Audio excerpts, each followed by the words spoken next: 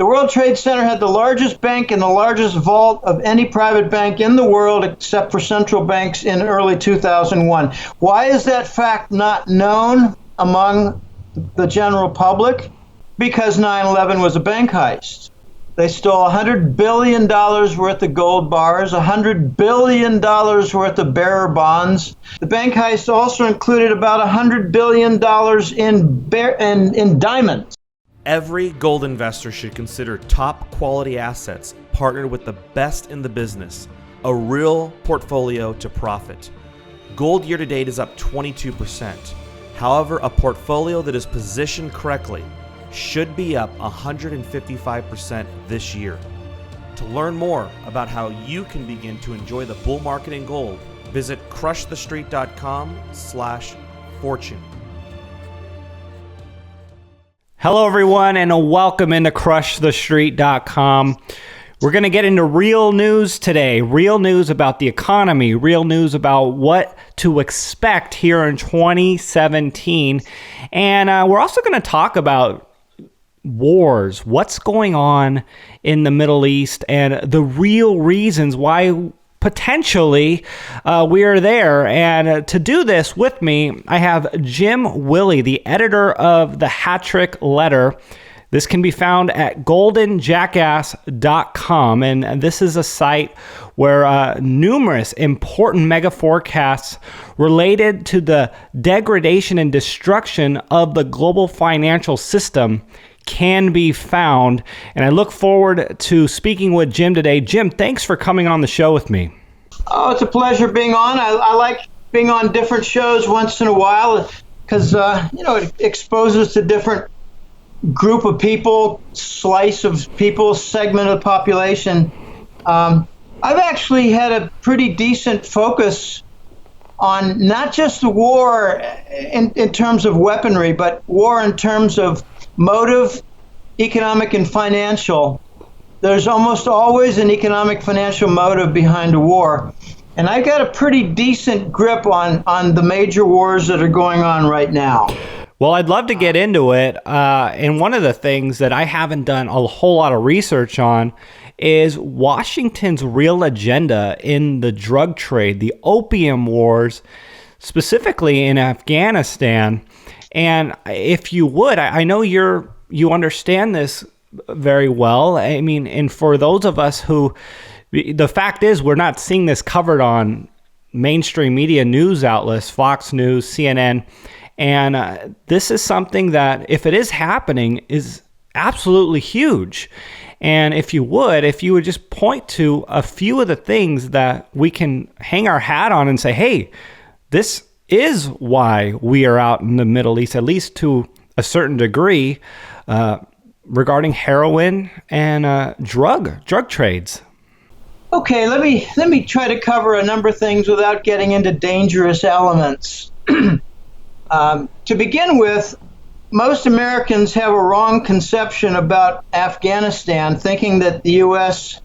entered that country in 2003. That's not correct. We entered in 2000 when the Russian Soviets exited, the Russians. We exited because we wanted to take over the heroin trade. Then there was the 2003 event where the big Buddha statue carved into the hillside was blown up, and some of the weepy snowflake types in the United States thought, well, we need to go over there and straighten that place out. Right, but also we came up with the false story that Osama bin Laden was behind 9/11 when it was really Langley and the Mossad and the black hats of the Pentagon. It was an inside job, but it was also a bank heist. Very few people can identify. I'll ask you, what do you think the largest private bank in the world was in 2001, not including central banks? Largest bank. Would it have been Bank of America or I'll just say Center. The World Trade Center. Well, The World Trade Center had the largest bank and the largest vault of any private bank in the world except for central banks in early 2001. Why is that fact not known among the general public? Because 9/11 was a bank heist. They stole $100 billion worth of gold bars, $100 billion worth of bearer bonds. And I learned in 2007, when I came to Costa Rica and developed some more contacts, that there was a third part to that theft.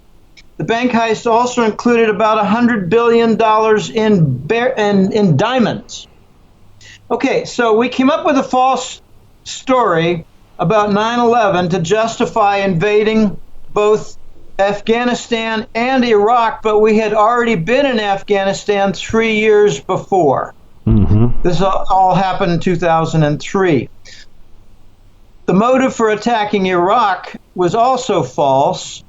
That was to hurry up, get in there, steal their central bank gold, and try to clean up all the weapons of mass destruction. Remember them? Well, that involves nerve gas and chemical bombs sold by Papa Bush to Saddam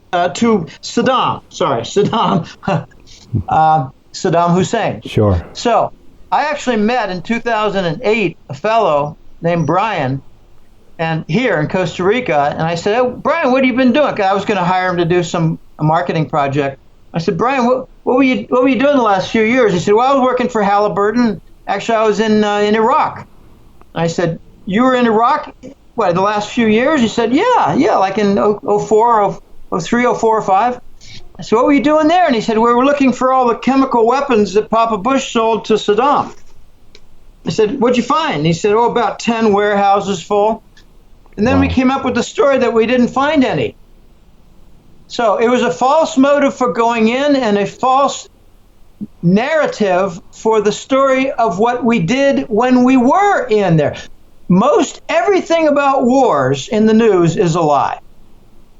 Wow. Afghanistan produces approximately 85% of global heroin.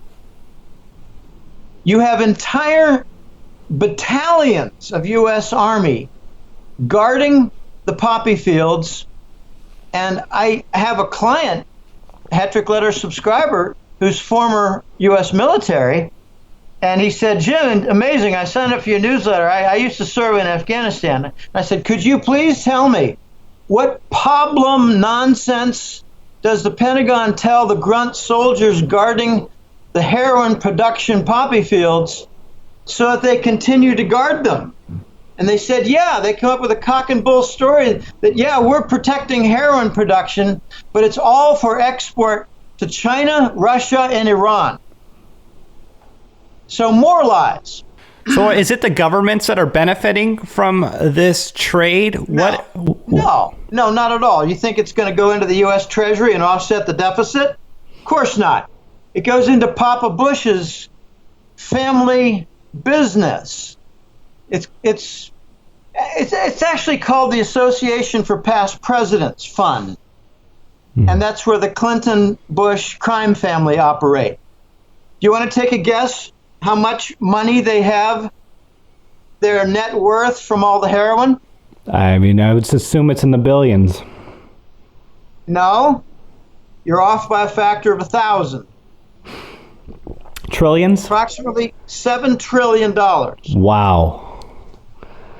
So why isn't Papa Bush mentioned in the Forbes most wealthy list? Well, I would ask you just to back up a second. I mean, that's a serious claim, and I've heard that before, the Bush, Clinton crime syndicate, crime foundation. I mean, what evidence is there to show that they are involved with drugs and this trade?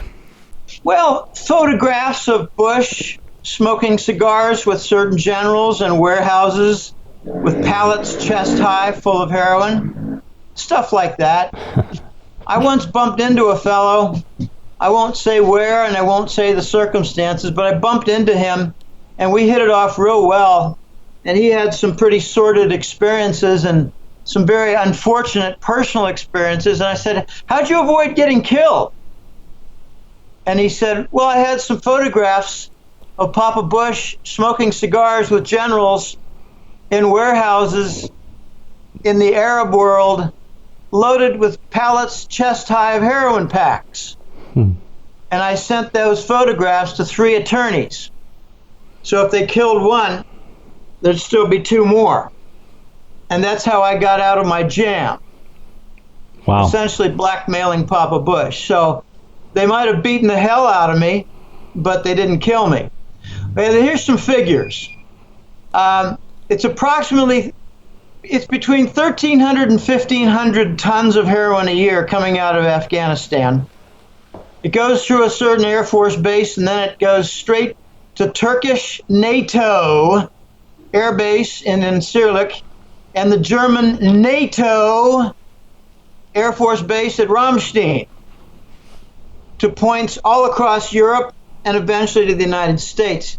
The U.S. also gets its heroin and cocaine from the Colombian districts that are all owned by Papa Bush. He owns their entire banking system. The value of this heroin coming out of Afghanistan is somewhere between $800 billion and $1.2 trillion per year. The costs are largely covered by you, the taxpayer, with the military defense budget, the Army grunts guarding the fields, and they're using CIA transport. So again, black bag ops, black bag budgets to move the heroin. One of the stickiest points regarding the failed coup attempt in Turkey several months ago was what's going to happen with all the heroin shipments coming from Afghanistan to points in Europe. So the biggest heroin merchants are Bush and the Langley Black Hats. And to give you an idea of the depth of the problem at the U.S. street level, in the year 2000, approximately 7% of heroin in the U.S. streets came from Afghanistan. It has gone from 7% to 70%, while the price has been cut by a factor of 3. And I personally have a young niece who had a heroin overdose a few months ago, and she's not dead. She made it through. And do you think Papa Bush gives a rat's ass or flying backwards shit? No. And do we honor Papa Bush at the beginning of the Super Bowl in Houston, Texas? We sure did. That's how backwards, gullible, dumb, ill-informed, and stupid the American public is. The man is worth in the trillions for heroin, and he was in charge of the project to assassinate Kennedy. And we honor him at the introduction to the Super Bowl. So, Jim, when it comes to what we're seeing now, Bush, this man is, in a hospital bed nowadays. What does his involvement look like now with the current administration and the involvements with what we're dealing with right now in the Middle East?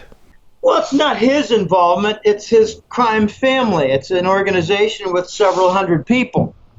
I actually know someone who occasionally talks to their fund managers, and we have interesting talks. I say, whose country's banking system are they buying this month? And it sounds like a bad joke, but the answer came back a while ago, Ecuador. So, just with the profits for a month, they bought the Ecuador banks. This is how far-reaching it is. Wow.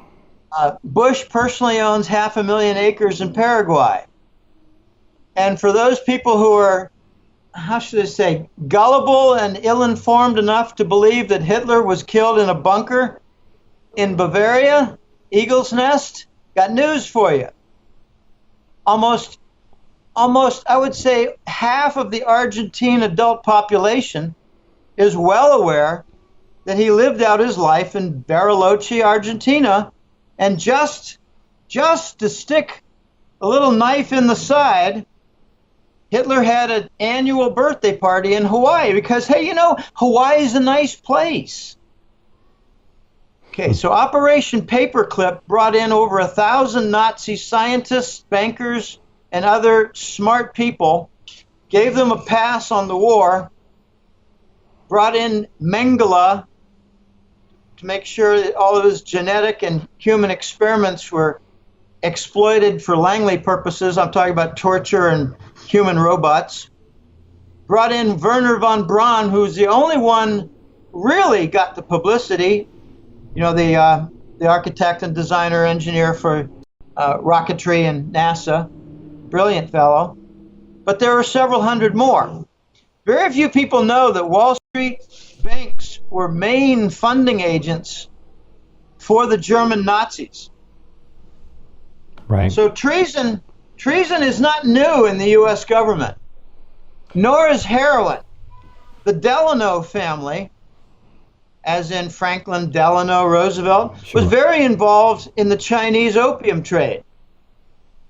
It goes on and on. The Forbes family, as in John Forbes Carey, was very involved in the Chinese opium trade.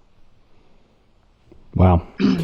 Well, I mean, Drug trade is not new. I mean, these are serious allegations, and I mean, I assume you've followed these things and you've been able to really back it up. And I'd love to get into this. I'm going to go back and do a lot of the research and really try to be in the know on a lot of these things, because this is, oh my gosh, information that would be completely shocking to the average person if they really understood what was going on.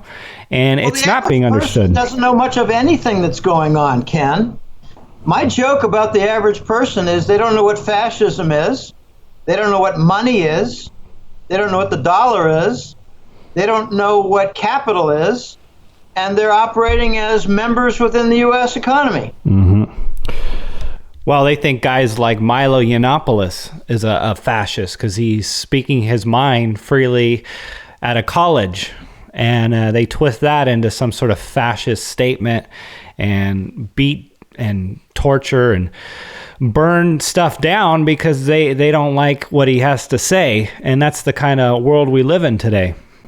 Well, it's getting to the point where anyone who speaks out against the establishment, which might be corrupt, is regarded as a fascist or a Hitler type.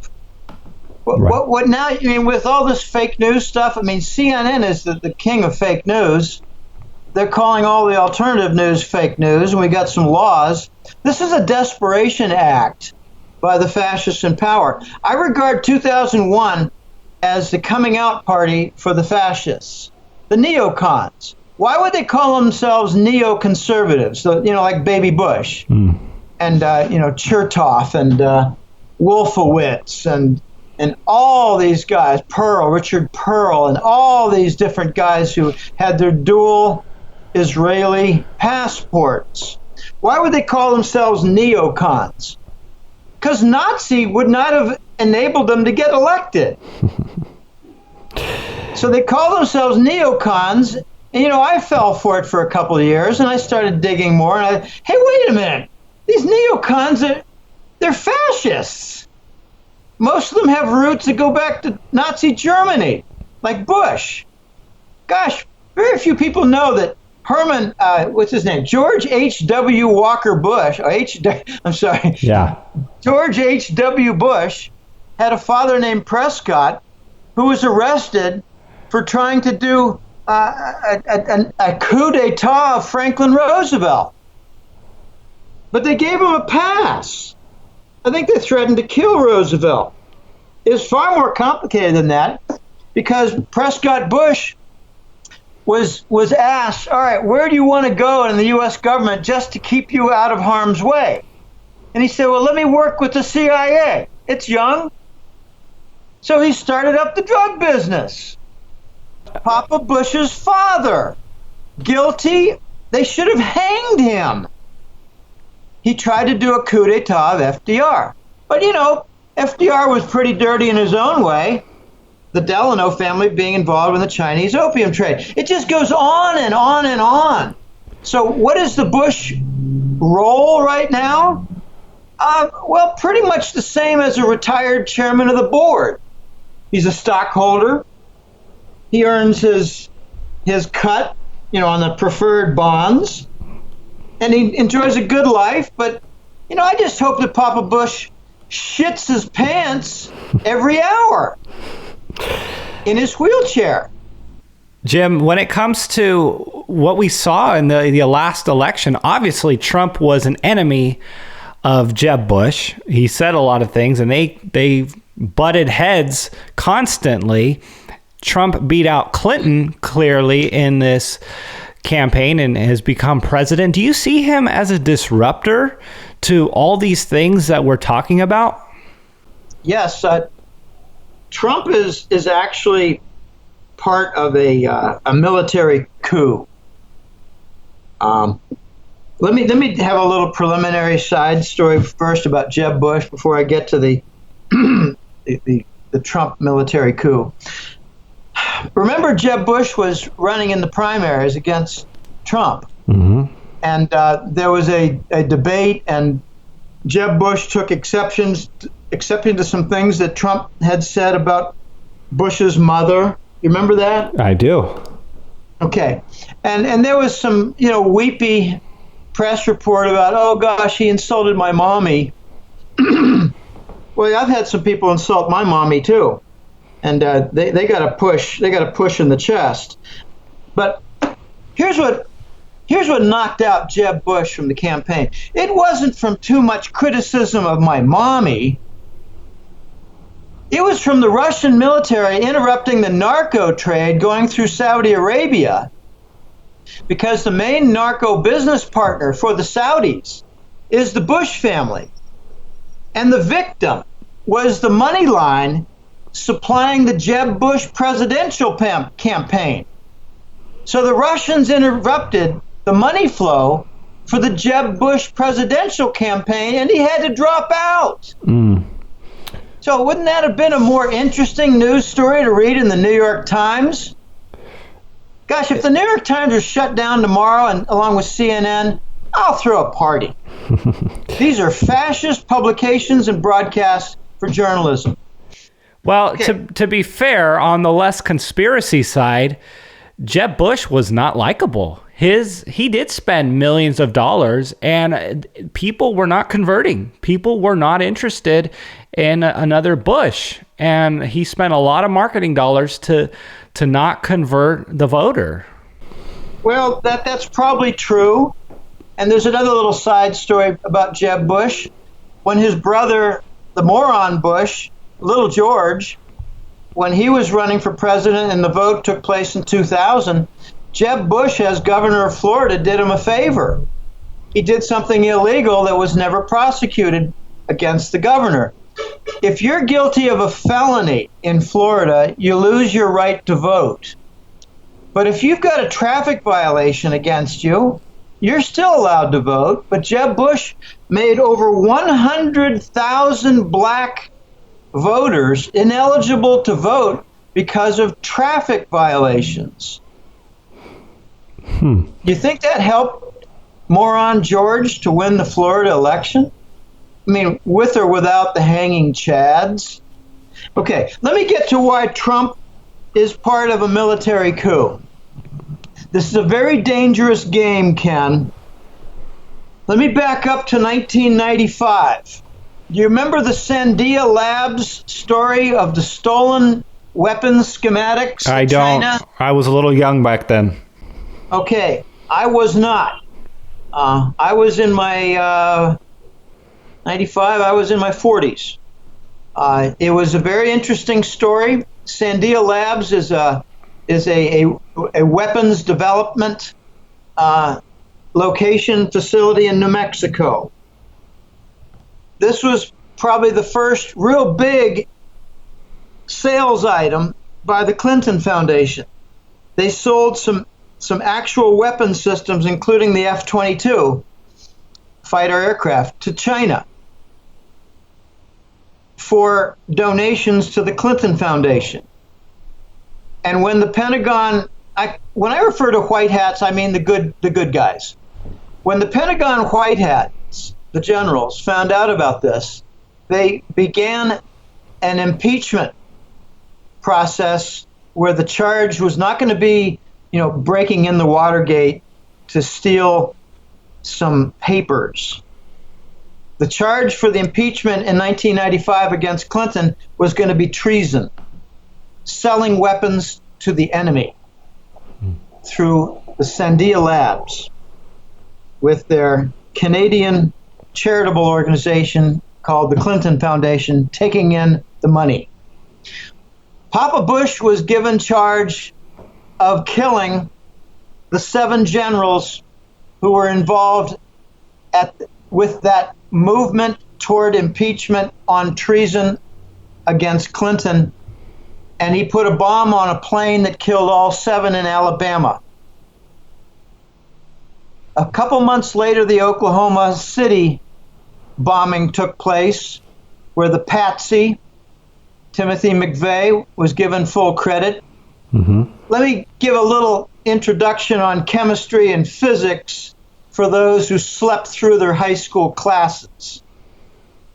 If you put a truckload of fertilizer in front of the Murrah building in Oklahoma City on a nice summer day in 1995, you're going to ruin the paint job of the building, and you might break a bunch of their windows. But what you saw from that event and that bombing was 1/3 of the face of that entire building blown off with 100 pounds of C-Max, blamed on a dumbass little story of a truckload of fertilizer for the morons in the audience who lapped it up like dog shit. It was a bombing. Now, so that begs the question, what was the purpose of blowing up the Oklahoma City federal building called the Murrah building? 2, a distraction from killing 7 generals. And if you look at the archives within the Pentagon, you will see no evidence of that event. It was wiped clean. Furthermore, that Oklahoma City building contained records for Fannie Mae for that whole Arkansas, Texas region. Bush, as president, Papa Bush, and had a home in Houston, Texas. There are offices of Fannie Mae in Houston, Texas to, approve mortgages and the like, set up bonds and, send them to Washington for approval and sale. Arkansas is the home of Clinton. They happen to both be in the same region for the Oklahoma City building, where the Fannie Mae records were destroyed, where Papa Bush and Clinton stole $1.6 trillion through Fannie Mae. So crime, murder, treason, drugs, heroin, it's not new. It's not a new event. The movement in the Pentagon after the killing by Papa Bush of the 7 generals was called America First. Now remember, after that event, Clinton went crazy, firing and forcing into retirement a couple hundred generals. And the issue was this: are you loyal to the narco barons or are you devoted to the Constitution? The loyalists versus the constitutionalists. And if they were loyal to the Constitution, devoted to it, they were fired. And a purge took place that continued with Baby Bush, who got rid of another 150 generals who were devoted to the Constitution. And that movement continued with Obama, who was the 3rd in the line of the neocon fascist presidents. I call it the narco line. All 3 are drug addicts. Clinton, Baby Bush, and Obama are all cocaine addicts. That's why their medical records are not produced to Congress by law. Wow. So Obama continued the firing, and there were approximately 500 generals and admirals who were fired. Remember, they were fired. They weren't killed. They continued to breathe and make phone calls and meet in Idaho, where the America First movement had its annual conference. Do you remember how many times Trump mentioned America First at his inauguration speech? I seem to remember him saying that quite a bit. but I don't know if it was at the inauguration or at other speeches.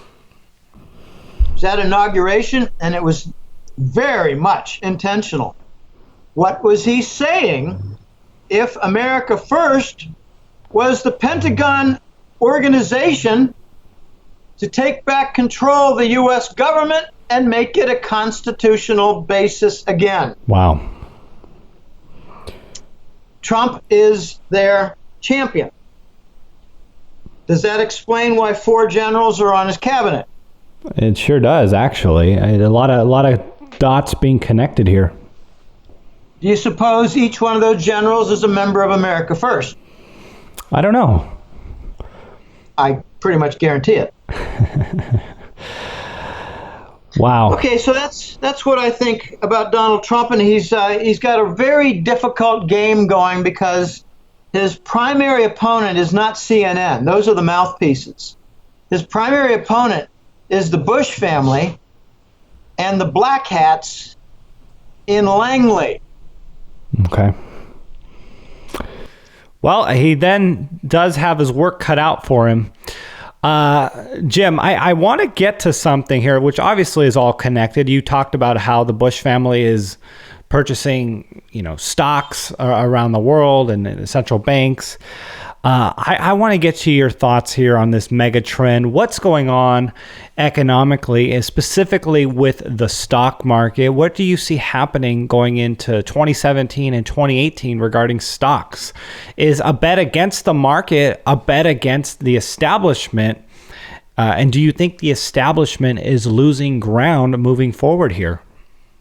If you were to make a list of 10 institutions and facilities and markets, the stock market would be number 10 for me. Bottom of the list. Okay. People care about the stock market because they've got 401ks and IRAs. Exactly. And because the Dow is over 20,000, they remain asleep like, low IQ dogs who don't follow what's going on with the dollar, with the banking system, with international rules, with new non-dollar platforms. They remain asleep to all these important concepts because their stock account is lifted by illicit means from the Federal Reserve and Wall Street banks with phony money. Okay, so what's the trend then? I don't really care about the stock market, Ken. Okay. I don't really care about it. I hardly ever talk about it in my newsletter, and it's not really important except as the opium to keep the American public asleep. Then what do you see as where do you see things headed? What is the big trend? I mean, where is this culminating here that you're forecasting, going into the end of this decade and into, to the 2020s? Where are we headed?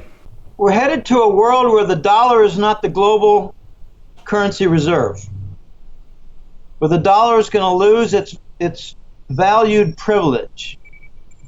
And again, I'm speaking mostly to people who don't know what even that means. And I like to try to help people along. When I say the dollar's going to lose its global currency reserve and its global standard status, I need to explain that because Americans don't know what it means. I think 90 out of 100 people don't know what it means. Sure. The first thing it means is a country like, say, South Korea, they might have a couple of $100 billion worth of treasury bonds from all their export trade. They never converted the dollars into local currency. They kept it all in terms of treasury bonds in dollar form, and it's used now as the basis and asset foundation for their banking system. It is their global currency reserve serving as the foundation and core for their banking system.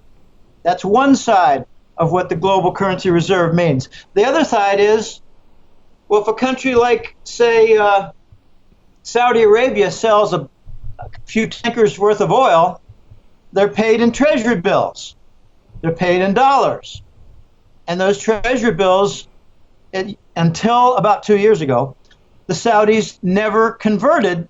They just kept them in treasuries and didn't convert them out of the dollar, because the dollar was the global currency reserve. That was part of the petro surplus recycle, which is heart and soul of the petrodollar de facto standard. Okay, so for banking purposes and trade payment purposes, the dollar is the global currency reserve and standard. That is going away. And I don't know when. It is inevitable. The steps are already moving in that direction. The platforms for the alternative are already being created, some done. The movement is there. The Russians and Chinese are trading in oil and not using the dollar. China is dumping treasuries. There have been a total of, in the last 12 months, a total of $410 billion worth of treasury bonds dumped on the market.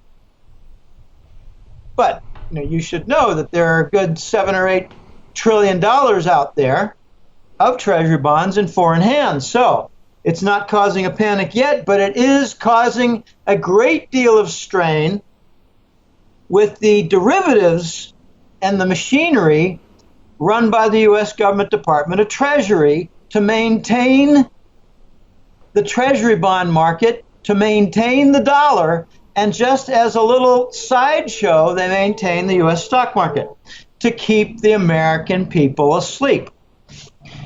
The only time my sister has ever called me asking me for advice on what is coming, what to do, what should I be looking for regarding her $1 million IRA, or I guess 401k, part of a company, the only time was post-Lehman in the first couple months of 2009. Sure. When there was a problem. The problem only because her stock account went down 30%. But now she doesn't care about anything regarding the dollar, bonds, war, heroin, politics, anything except her job and her cats.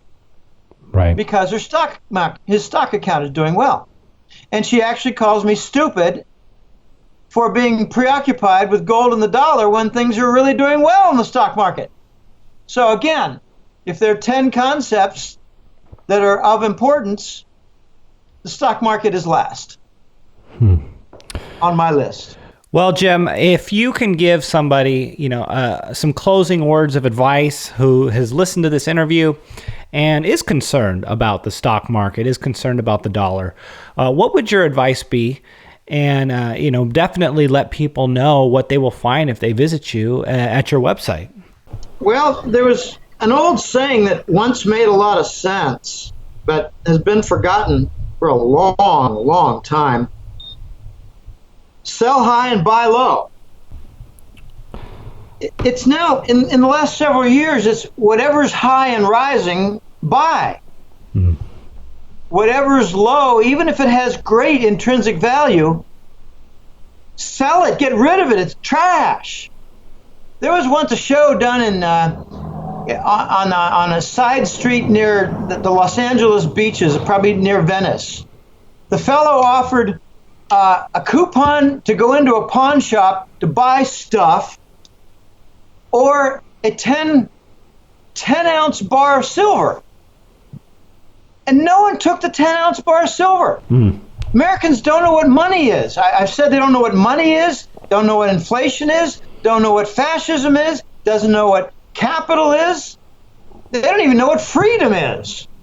Freedom is the right to take orders and to follow political correctness and to salute the transgender ex-wife of Barack Obama, born Michael LaVaughn Robinson, a.k.a. Michelle. Hey, Michelle, you got a penis. Okay, the advice I give people, sell high, buy low. What's artificially high right now? The entire stock market, at least, mid caps and large caps. What's propping it up? Well, the Fed with artificial money. They're not just buying government bonds. They're propping up stocks so the Americans remain asleep like low IQ dogs. Right. Why are people continuing to be fascinated with Facebook stock and Apple stock and Google stock? These are the stocks that are going to falter. I mean, Facebook is nothing but a very, very high-priced rack of disk drives. And it did not meet the qualifications for entering the S&P. I was shocked when Facebook entered the S&P because they did not have a tangible product, which is a prime requirement to enter the S&P. And then I found out why. Well, he's a grandson of a Rockefeller. Huh. Mark Zuckerberg is a Rockefeller. Wake up, I didn't know people. that. Okay, so sell high. Sell your stocks that are kept artificially high during the most fierce, vicious, and raging economic recession since 1930. I believe what we're seeing now is about equal with the Great Depression. If you look at real statistics, I don't look at the fascist statistics. Of course. You can't say we got 3% growth, 2% growth, when they claim we have 1.8% inflation, when the Chapman, C-H-A-P-M-A-N, the Chapman Index, based on, I think, 50 different cities and a basket of 500 items, has been running calculations of CPI for the last 12 years, and it's running 8 to 9% pretty steadily every single year. So that means what they claim is the GDP for economic growth is wrong by the amount of their lie. They say the inflation is 1.5 and it's really 8, say, conservatively. Well, they're wrong by 7%. So when they say the economy is growing by 2%, it's really growing by -5. We've been stuck in a recession since Lehman Brothers of between -4 and -6% every single year. Okay, sell your stocks because they're probably 70% overpriced, overvalued. Sell them. Buy low. What's kept low? Gold, silver. Does anybody who's listening, I guarantee there's some, but I think it's an extreme minority. Does anybody listening have the awareness that when it comes to the actual gold sitting in the COMEX and other vaults for sale, the gold has approximately 300 different claims for that single ounce? 300 times as many demand items as the supply item. Wow. Yeah, no, we do cover that, and it's good. Amazing. Yeah, and silver is something like 70 or 80 or 90 to 1. Okay, so that means the price for gold and silver are both ridiculously artificially low. So sell your stocks and buy gold and silver. Okay, let me tell you a quick couple stories about gold and what the actual price is. I pay absolutely no attention to the COMEX price. It might say 1280 or 1310 or something like that. I don't really care because the last time I checked was about 3 or 4 weeks ago. I don't care about stocks and I don't care about the COMEX gold price. What I do care about is The Voice, who is a good source of mine from Central Europe. He's a gold broker and an international consulting agent. The Voice told me, this was right around the Christmas time, early December, and then he had another story in early January. He said, Jim, there was a sale that I was aware of. Some friend of mine, a guy I've known for a number of years, and he bought some gold. I don't want to tell you, I'm not going to say where the source was for the gold. And he sent me a picture of a bin. It was like a little mining rail car. And the bin had about 80 to 100 gold bars on it, and each bar probably was 10 kilograms, 60 pounds. No, what would that be? 30, 10 kilo, 10, 20, 25, 30 pounds. Okay, it had about 100 bars on it. Okay, the bin. Mm-hmm. And he said that entire bin was sold recently, and the price per ounce of gold was $2,100. Wow. And I said, sounds like it was a sale for around $100 million. And he said, yeah, give or take, $100 million. So he said, Jim, the price of gold is not $1,300. It's $800 more. So we're talking about something like 60% price premium on the official gold price to buy a large lot of gold. Then he said, if you want to buy a lot of gold, a huge truckload of gold, you need to pay more. And he said, I've got some clients in Hong Kong, and they want to buy $500 million worth in a couple month period. And I tell them, no, you got to space that out over a year. Because to buy $500 million worth, you need to pay $3,000 per ounce of gold. So I asked you, Ken, what's the price of gold? Well, the paper price, is a little over $1,200. No, I didn't ask you the paper price. I said, what's the price of gold? You said $3,000. I assume you understand gold as a metal? I do understand that. Yeah, and you said $3,000. What's the price of gold after the stories that I just told? $3,000 an ounce. Between $2,100 and $3,000 per ounce. What's the artificial, concocted, fraudulent paper contract based on suppressed futures contracts? 50 to 75% lower. Can you buy metal gold with the futures contract? No. You can try to get the delivery. Cannot. You cannot. For the last 3 years, there have been no delivery. You have to convert it to the dollar amount and roll it over. In other words, it's a constantly rolled over fraudulent instrument. Right. The silver price has similar premiums of 100%. So what I'm saying is the silver price is between $30 and $35 an ounce. Okay, here's where it gets a little humorous, but real world. If you go to a dealer, just find the biggest dealer you can find in say, St. Louis or Dallas. You walk in and you say, hey, I want to buy some gold coins. What's your price? He'll say, well, it's $1,300 plus a little premium, tacked onto the official COMEX price. Then you say to him, oh, I'm sorry, I forgot to tell you. I've got a guy out back. He's got $20 million in cash in a few different suitcases. I want to buy a lot of gold coins. I didn't just mean one or two. Then the dealer will say, well, we've got 7. And you say to the dealer, oh, I'm sorry, this is just not going to work. I need to buy a few thousand. Oh, yeah, but we have 7 at this price. So I ask you, what's the gold price? $3,000, $2,100 to $3,000. Exactly. And when you can buy a few, like say 3 coins for $1,300 plus a premium for the dealer, what are you buying? A discount. They're real, but what are you buying? Well, you're purchasing at a massive discount.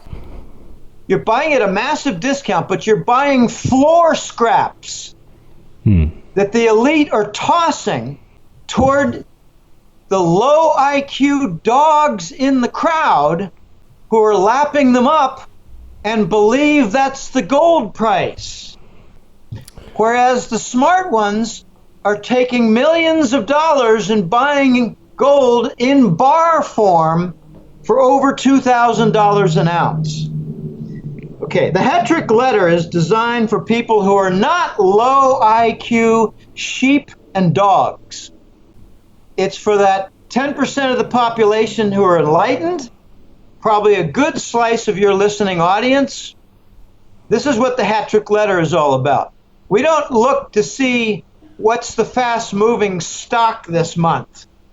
We look to see what new non-dollar platform is coming into view that's going to knock flat the petrodollar and to serve as the new standard for buying, say, oil and then buying container vessels worth of cargo and paying with gold trade notes. That's what's coming into view. And it's a slow process, to be sure. But I look at monetary policy. Some of the correct forecasts in the last few years have been, say, expecting that we would go down to 0% after Lehman. Remember, they denied that, and then they did it. Yeah, it happened. And when they did it, and then when they did it, Ken, they said it would only be for a couple months or a few months. Remember that? I said it'd be forever. And here we are, 8 years later. Then I forecasted following that we would go toward QE to monetize the federal debt and the government bonds because no buyers would be out there. And if you look at the treasury bonds, you'll see that the main buyers are captive audiences like Japan, the Central Bank of Japan, Bank of Japan.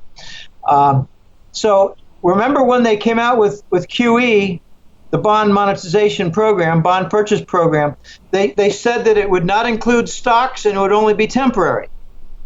I said that it would be forever, and I really didn't delve into whether it would cover stocks, but later I said, well, obviously it would because that's what's pumping up the stock market. It was an after-the-fact observation rather than a forecast. I made other calls, like here's an interesting one. In December of 15, the Fed claimed that they had a 0.25% interest rate hike. They did not. Look at the effective Fed funds contract, and it showed like 7 basis points, not 25. And it's still not showing the 25. What they did was they increased the rate on a reverse repo, which is an exotic sort of thing. But what it does effectively is it takes cash from the big Wall Street banks and it replaces that cash with treasury bonds, which the Fed gives permission to the banks to leverage in ways that they've never done before so that they can continue to buy some more treasury bonds and leverage up like the Fed is leveraged up. The leverage at the Fed is massive. It's like 50 to 1, 60 to 1 or more for their actual assets versus their treasury bond ownership. In other words, they're using a lot of fake money to leverage up the bond market. So sell your bonds. They're using fake money to prop up the bonds and fake money to prop up stocks. Sell both and buy coins and bars for gold and silver, because when the dollar loses its global currency reserve status, gold and silver may be among the very few asset classes that do well and survive. Wow. Here's my most intriguing, weird forecast, Ken. I love telling this story. I hope we're not going extra long here. Probably a little bit. No worries. We got a couple more minutes. Okay. In 2011, The Voice told me, sorry, Jim, I've been talking for 2 years about Nuremberg banker trials for extreme trillion-dollar fraud and financing of war with narco money. It's just not going to happen. We're not going to have any banker trials. We're not going to have any justice at all with the big bankers. Instead, we're going to get them scrambling to survive, and maybe some of them will lose a good deal of their wealth. And I piped in, I would think some are going to get killed, wouldn't you? And he said, probably. But that's another story for another day. So I put together a theory. And the theory went like this. This was, remember, 2011. This is before any bankers were killed. I said, here's how I think it's going to happen, Mr. Voice. He has a name. I'm not going to tell him the name or his nationality. He's a man from Europe. I said, here's how I think it's going to go. You have the vice presidents, you have the board members, you have the higher levels, you have the directors. They're all high level within a bank. And then you have the very low level, and by the way, the high level, they know exactly what's going on. They know, for instance, that in overnight, bank transfers, they do occasionally use a heroin pack that weighs 10 kilograms and is worth very close to what a bar of gold is worth. They are aware of that. They are aware that JP Morgan was sold to the Chinese property conglomerate as part of a U.S. government debt default. They are aware of those things. But the lowest level people like tellers and, bank branch manager, loan officers, whatever, they don't know anything. They don't even know that the mortgage rates are based, for the 30-year mortgage, are based on the 10-year bond and not the 30-year. They don't know anything. They're dumb. They just don't even know their own business. They just show up to work and collect a paycheck and make sure things get done. I've gone to 5 different banks in the 90s asking them, how do you base your rate? What is it based on for the 30-year mortgage? Every one of them said the 30-year bond. Every one of them was wrong. It's the 10-year. They roll it over. They roll the risk every 10 years. Okay. Where was I going with this? Oh, yeah, here's the forecast. I said that the middle-level bankers are at risk. They know too much, but they're not high enough ranked. So they're going to be murdered. I said this in 2011. I said in the next few years, look for a rash of murders of mid-level bankers who were involved in setting up the offshore companies, who were involved in muling the bearer bonds, carrying them, who were involved in meeting very, very scummy people like Vatican figures or Russian mob for investments. And these people know too much, but they're not going to be protected. Not only were they murdered, Ken, but the banks set up insurance contracts on their lives and profited from their murders. Wow. These were not standard life insurance policies. They were like market instruments with a backing of a life insurance policy.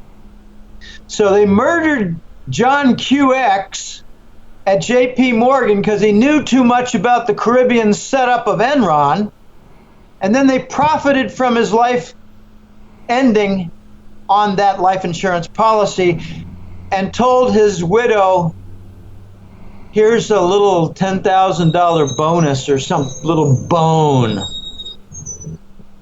The banker murders were part of my forecasts. Okay, I don't specialize in the avant-garde weirdo type forecasts. More recent forecasts are that the Italian banking system will collapse, that the Italians and the Greeks together will force a breakdown in the Euro Union and the currency.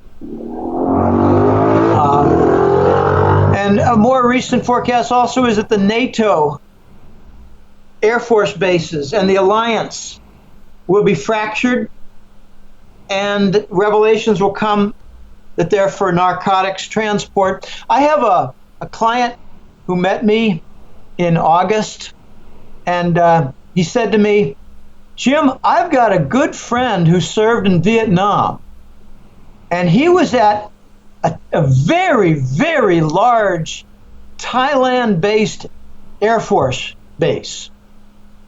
Okay, so it was close to Vietnam, Laos, Cambodia. It's where they moved all the dead bodies. And remember back then it was 200, 300 a week. Mm-hmm. And he said, this friend of mine wandered one day. They have time off. They have their recreation time. They have the off duty. He said he wandered into a restricted zone. And he was met by a major, not a private MP. He was met by a major who said, hey, cadet, or hey, sergeant, or grunt, or whatever you want. Hey, grunt, turn around, get out of here. This is a restricted zone. And the guy said, restricted for what? Isn't this where all the coffins are? And he said, yeah, this is the morgue. Get the hell out of here. So he did a little more digging, and he concluded, based on all he heard and all he saw, 100 pounds of heroin shipped out with every dead soldier in the coffin. So I ask you, do you think the Pentagon really minded that there were several thousand dead soldiers? Well, I guess not. No, not. We know that there's a lot of nefarious things happening. That's a lot of heroin. So the heroin is compliments of the U.S. military and the Central Intelligence Agency, again, to keep the public not just distracted and dumbed down, but doped up. Wow. Well, Jim, I mean, those are, we've talked about some things here that have just serious implications. And you know what? I hope to, for myself, do more research. And you know what? I will be following your work more closely and, doing my own independent research as well. So again, thank you so much for coming on the show with me today and educating us on just years of knowledge that you've acquired. And, and thank you for educating people in general, because it is very important, because right now there's so much censorship and so much of an agenda that's out there that people aren't being told what they need to be told. And I know you're out there doing your best to get the truth out. So again, thanks so much. Well, when we started the show on the preliminary, I mentioned to you earlier that I really don't like to focus on war and politics, and related within there is the narcotics and drugs. And I want people to know that the Hat Trick Letter, which is found on www.goldenjackass.com, it is not focused on war, drugs, and politics. I do have a chapter last month and in December, and I will again this month, on the Trump administration and the directions it's going. It's not the political angles, it's the economic and financial directions that it's going in. The one report is called the Global Money War Report, and that's about defense of the dollar, continuation of the dollar, demise of the petrodollar, the rise of, say, the petro RMB Chinese contract, Chinese currency. I do focus on, I did a couple of years ago on the Ukraine war and what the real motives were. They're largely economic. It was to cut off the Russian Gazprom natural gas supply to Western Europe. The United States wanted to use fracked gas supply from North America and replace the Russians. How stupid is that? I mean, is that wrong by a factor of 10 or is it 20? So we got a lot of lies in the press. Anything you read about Ukraine is largely a lie. We got micro-nuclear bombs being used there that are small enough to be called and blamed, the plausible deniability, to be called a conventional bomb. But people on the ground are reporting that the effects are identical with the nuclear radiation because they are nuclear bombs. They're just smaller. I focus lately a lot on China, Russia, and Iran, and to some extent India, for how they're moving toward the Eurasian Economic Union, which I prefer to call the Eurasian Trade Zone, because they're going to adopt a non-dollar standard for both banking reserves and trade payment that knocks out the dollar as the global currency reserve. So this is how the dollar is going to go away, or an urgent need will be put upon the American economy for a replacement. And for what? To assure import supply. This is where rubber meets the road for the dollar, and the need will arise for a different dollar, a domestic-only dollar, because, except for, to some extent, the euro, the dollar is the only currency out there that's used widely on an international basis, but is also a domestic currency for a country, namely the United States. The European Union has the euro, and there is some euro that you see in Panama. There's euro that you see in Switzerland. That's not part of the Economic Union, by the way, the European Union. And there's some euros I see in Costa Rican banks, but it's very, very minor. So the dollar's going to lose its privilege. And I call it a privilege because we're running a $550 billion annual trade deficit, and we're not paying that bill. We're letting it build up every year in the form of foreigners collecting more IOUs in the form of Treasury bill. And it's not going to last much longer. I don't know how much longer, but it's not going to last another 10 years. It's not going to last another 5 years. Probably not going to last another 3 years. May not last another 8 to 10 months. So big changes are coming. Trump has a huge challenge right now. He needs to do his big projects, like the $1 trillion infrastructure projects.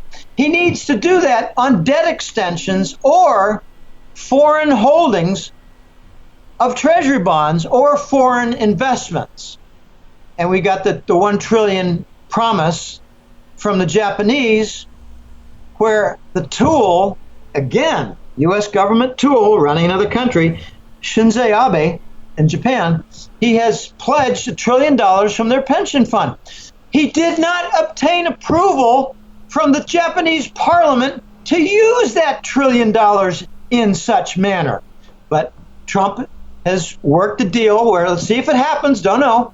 That would be quite an interesting move if $1 trillion in Japanese money goes to rebuild the infrastructure in the United States with highways, bridges, port facilities, railways, truck rail depots, toll roads. Oh boy. So we got a big challenge with Trump to continue in his economic revitalization plan before the new dollar is introduced. So he's running out of time, and I don't know how he's going to pull it off. The foreign money is a great concept. We'll see how far it goes. I don't know. But what I'd like to see Trump do is start an initiative where 50,000 new companies are created per year with tax breaks and property tax breaks, income tax breaks with the federal government, income tax breaks and property tax breaks. And it could happen within the free trade zone. So, Ken, that's a summary of the big challenge with Trump to avoid getting knocked off by the black hats within the Bush and Langley very, very evil wing, and continue with his economic vitalization plan before the dollar goes away or the new dollar emerges. So very interesting times. I focus 95% on economics and finance in the Hattrick letter, and I'm working on the February report right now. Well, Jim Willie, everyone, of the Hattrick letter, editor. Jim, again, thanks for coming on the show with me.